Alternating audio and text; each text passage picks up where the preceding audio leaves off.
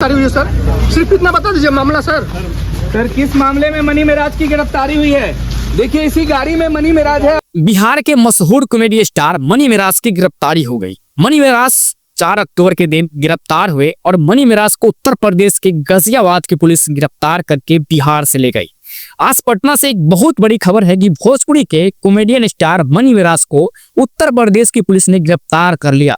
और यह सब कुछ मामला आपको पता है कि वन्नू द ग्रेट और मनी मेराज को लेकर एक विवाद छिड़ा हुआ था और मनी मेराज पर उनकी सहयोगी वन्नू द ग्रेट ने गंभीर आरोप लगाए थे और उसके बाद आज मनी मेराज की गिरफ्तारी हुई। हालांकि पुलिस ने किस मामले में गिरफ्तार किया है, उत्तर प्रदेश की गाजियाबाद की पुलिस आई थी और वह गिरफ्तार करके साथ ले गई। पुलिस से जब पूछा गया कि बताइए किस मामले में गिरफ्तारी हुई है, तो पुलिस ने कुछ भी नहीं बताया। हालांकि मनी मेराज के जो वकील हैं, उन्होंने कई आरोप लगाए हैं। उन्होंने कहा कि पुलिस किसी भी नियमों का पालन नहीं कर रही है और नियमों को ताक पर रख के गिरफ्तारी पुलिस कर रही है। साथ ही उन्होंने मनी मेराज की जान को भी खतरा बताया है। आप देखिए उनके वकील ने क्या कुछ जानकारी दी है। हुआ है मनी मेराज को अभी पुलिस ने देखिए, मनी मेराज के मामले में बड़ा अनियमितता बरती गई है। अभी हम यहाँ पर सारे चीज़ों को बता रहे हैं क्रम पर। ये एफआईआर जो हुआ है, एफआईआर की कॉपी के साथ आपके साथ हम आएंगे डिटेल में। एफआईआर जो हुआ था, ये घटना स्थल बताया जा रहा है बिहार का। लड़की रह रही है दिल्ली की, मूल निवासी है भागलपुर की, और यहाँ पर केस हो रहा है गाजियाबाद उत्तर प्रदेश।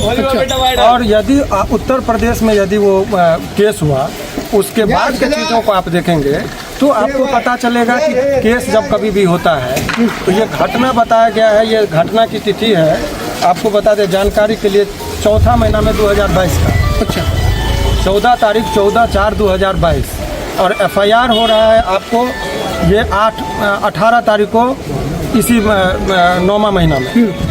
और जब कभी भी यानी कि 3 साल बाद वो आरोप लगा रही है दुष्कर्म का, जबकि 3 साल तो कह रही शादी भी हमने कर लिया। घटना स्थल का नाम नहीं है, घटना की तिथि नहीं है, घटना का चौहद्दी नहीं पता है। और जब कभी भी पुलिस किसी को गिरफ्तार करती है तो उसका जो नियम है, पुलिस को गिरफ्तार करने से पहले सुपरविजन होता है। चूँकि लंबे अवधि की बात है, इसीलिए कॉग्निजेबल ऑफेंस से गिरफ्तार करने की शक्ति है। लेकिन अदर स्टेट से जब यहाँ पर आएंगे तो अदर स्टेट से आने के लिए उसको पहले सुपरविजन होता है वरीय पदाधिकारी के अनुशंसा पर। जब लगता है कि मामले में तथ्य और इमीडिएटली गिरफ्तारी जरूरी है, तब गिरफ्तार करके लेके जाता है। यहाँ पुलिस आती है, इनको 2 बजे में गिरफ्तार किया गया। डायरेक्ट पुलिस उत्तर प्रदेश की पुलिस आती है, गिरफ्तार करती है, तब गर्दनीबाग थाने में लेके जाया जाता है। जबकि नियम यह है कि आप पहले लोकल पुलिस को लीजिए, तब आप गिरफ्तार करिए। उसके बाद होता है कि उनके परिजन जो होते हैं, उनके परिजन को सूचना दी जाती है। यहाँ परिजन को सूचना नहीं दी गई तो अभी चूंकि बंदी था तो जज साहब के आवास पर ही जो ट्रांजिट रिमांड होता है कि यदि 30 किलोमीटर से अधिक की यात्रा करानी पड़ती है यदि तो उसके लिए नियम यह है कि आपको एक इजाज़त लेना पड़ता है कोर्ट से। तो ये ट्रांजिट रिमांड जो है, चूँकि रात का वक्त था, गिरफ्तारी हो गई थी, उसको उत्तर प्रदेश लेके जाता था। तो हमने जज साहब के सामने सारी बातों को रख दिया कि उसके जान को खतरा है, ये लोग जान से मारने की साजिश भी हो सकती है। तो उनका मेडिकल कराया गया कि रास्ते में उनके साथ कहीं मारपीट ना हो। ये तमाम तरह की चीज़ों को हमने जज साहब के सामने रखा। जज साहब ने बहुत जान का खतरा क्यों लग रहा है आपको? जान का खतरा चूंकि पूरी साजिश के तहत उसको फंसाया गया। ये उभरता हुआ सितारा है।